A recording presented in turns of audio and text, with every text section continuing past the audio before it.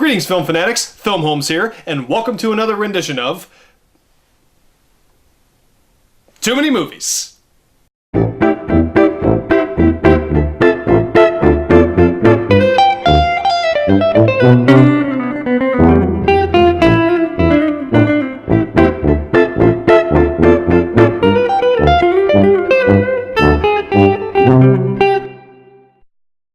So once again, this is the month of October. It is time for scary, shit your pants because of the scary movies, and I got a couple more that are two of my all-time favorites. And not just all-time favorite scary movies, but all-time favorite movies.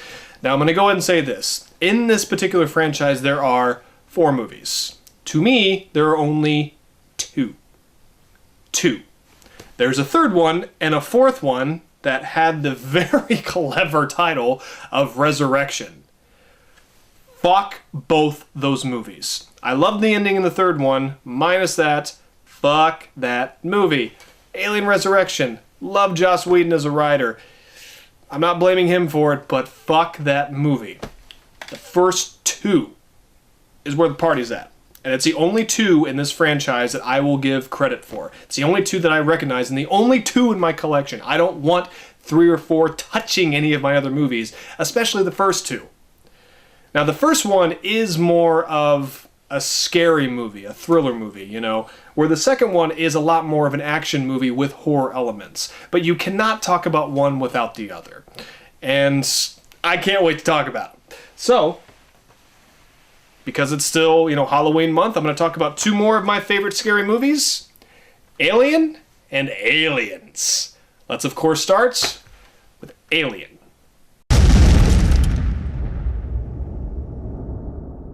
Now, Alien was such an original type of movie when it came out.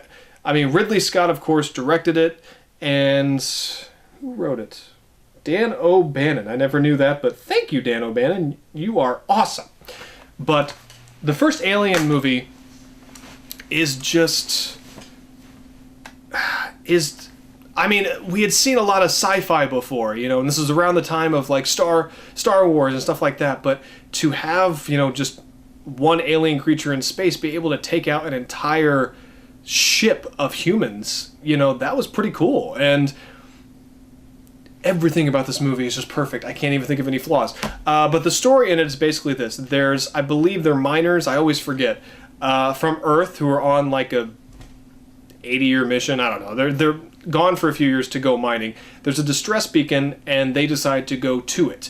And they find basically the alien derelict, this ship down there where the beacon was. And an alien that turned out to be a facehugger attached itself to one of the people they bring in on board the ship, and eventually the alien does get free. Now the alien grows and grows and grows and grows and grows, and it begins attacking the entire ship, and that's basically the rest of the movie. You know, it's about him picking off one by one all these characters. And that's the whole movie. In terms of story, there's not a lot. There's kind of this subplot of how... Well, I don't want to ruin any of the plot, but it's really cool. If you haven't seen it. I don't know many people who haven't seen Alien. But, oh my god, I mean, the set design for this. Oh, gorgeous. Ridley Scott, the direction is pitch perfect. I'll even say the writing is pitch perfect because I love every character in there. I love them. They do a good job at showing you these characters before. I mean, you don't know everything about them, but you like them immediately, and the whole cast had great chemistry with each other, and it seemed like they really liked each other. And, you know, and then once the whole alien thing happens, the suspense and the tension starts to build and build and build and build, and sometimes the lack of sound is so appropriate.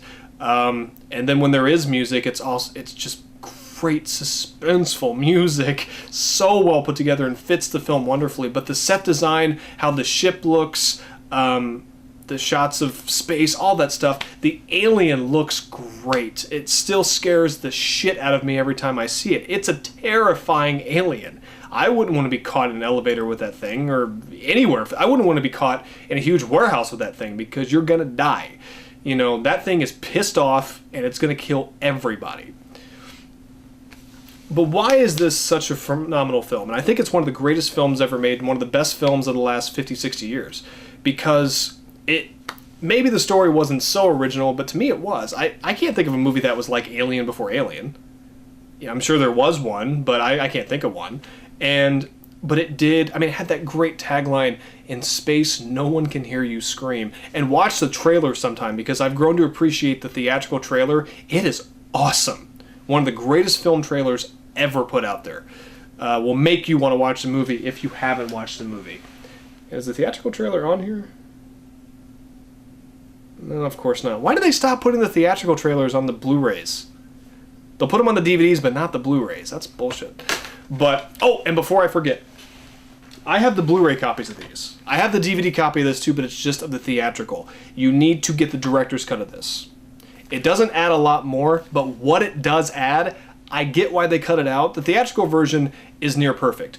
Get the director's cut. It does not slow down the movie, and the shit that they add is shit that should have been kept in the movie, even if it slows it down a tiny bit. So please watch the director's cut. It is a lot better. Even though the original theatrical is still damn good too. Okay. But the movie was groundbreaking in several ways because of the alien and the sets and how big it was and how terrifying it was. It's a scary movie. You watch this without the lights on. I'm 30 years old. I still get a little creeped out and scared by it. But it was also groundbreaking because there really isn't a main character in it. But the main character kind of becomes Ripley, played by Sigourney Weaver, one of my favorite actresses. And that was pretty big at the time, that the main character, the main hero was a woman. That's pretty big for the late 70s. That's pretty groundbreaking. So I give the movie credit for that too. And I love Sigourney Weaver as Ellen Ripley. Come on. I mean, she's one of the biggest action stars of the 80s. And it was only because of Aliens.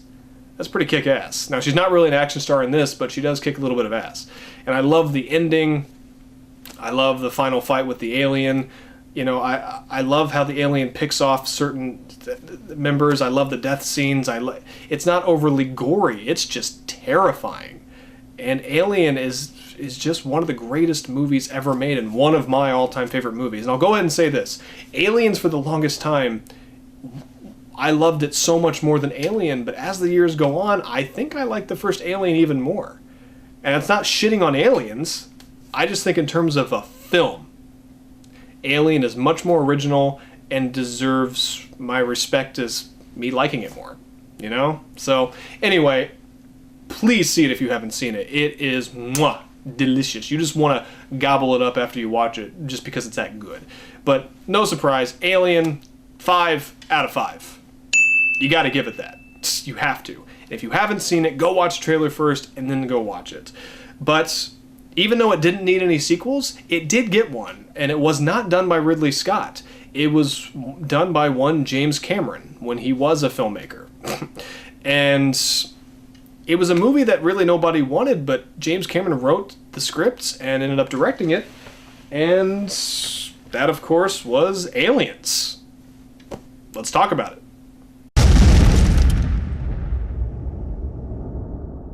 Now, like I said, Alien could have just been one movie and it would have been fine, and then we get Aliens. Okay, makes sense. There's going to be more than one alien in the movie. Great, the title makes sense. The story in Aliens, like I said, it was written and directed by James Cameron, but the story is Ripley is found after her journey in the first Alien, but when she finally gets back to Earth, she finds out she's been in space floating around, I believe, for 60 years, maybe 70. It's a long time. Long time. And there's a colony where they found the alien in the first movie, and basically more aliens show up and they attack the colony. Ripley is asked to go back, this time with a bunch of awesome Marines, including Bill Paxton. You know, game over, man, game over. You know, and great. All the actors that play the Marines, I love every single one of them. Michael Biehn, you know, as kind of one of the other main characters, love him from Terminator and stuff like that. And he's kind of a mainstay in James Cameron movies. He was also in The Abyss, which I'll talk about one day. But I love the Marines. I'm just going to say I love the whole cast of the Marines, including Bill Paxton. Like, he was nominated, I think, for a Razzie Award for the movie. It's like, he wasn't overacting because he's a bad actor. He was overacting because that was the fucking character. He's the most memorable character out of all the Marines. He ad-libbed the whole game over man line. That's right there. You don't give that man a Razzie Award. You give him an Academy Award for best ad-lib. Whatever. I love it.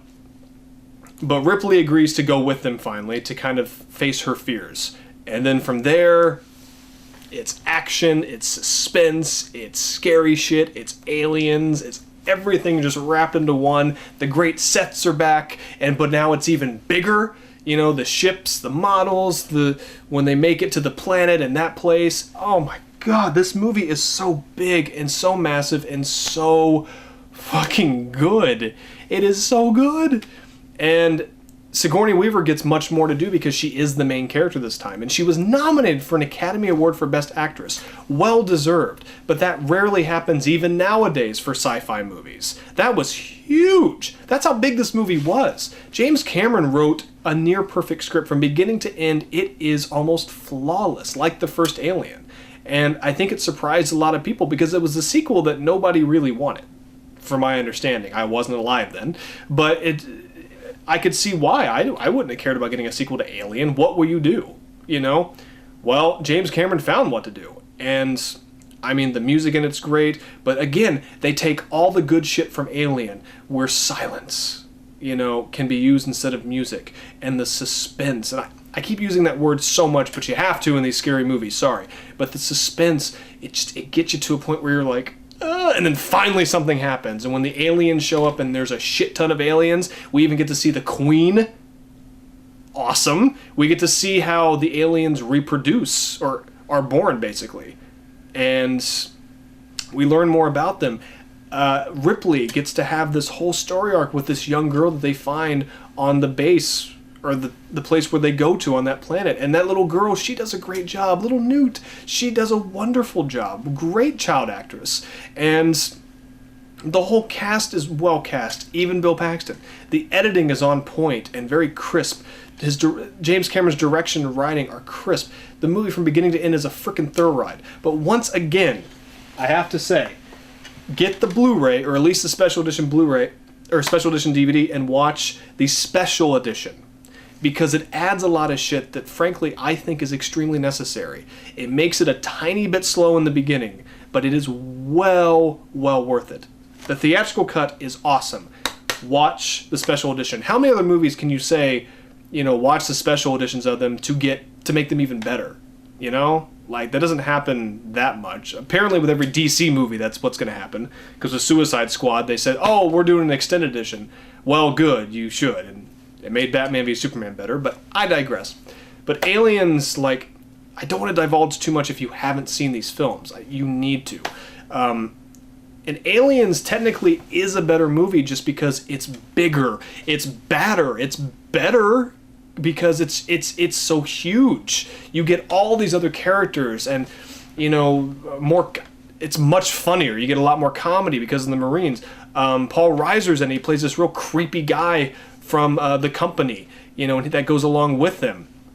And, you know, Sigourney Weaver, she's so much fun to watch as Ellen Ripley, and her performance is spot on, and her with Newt, the mother-daughter relationship is so touching.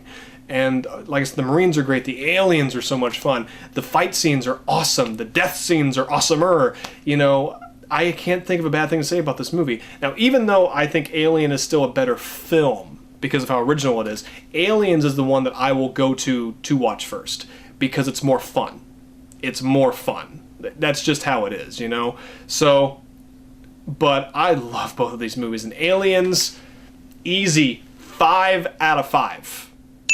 Freaking easy. Now, Aliens isn't as much of a horror movie as the first Alien is, and really Alien's not a horror movie. I can't think of a better way to put it. It's more like a thriller. But the cool thing about Aliens, it's an action movie. That's also a lot of horror elements.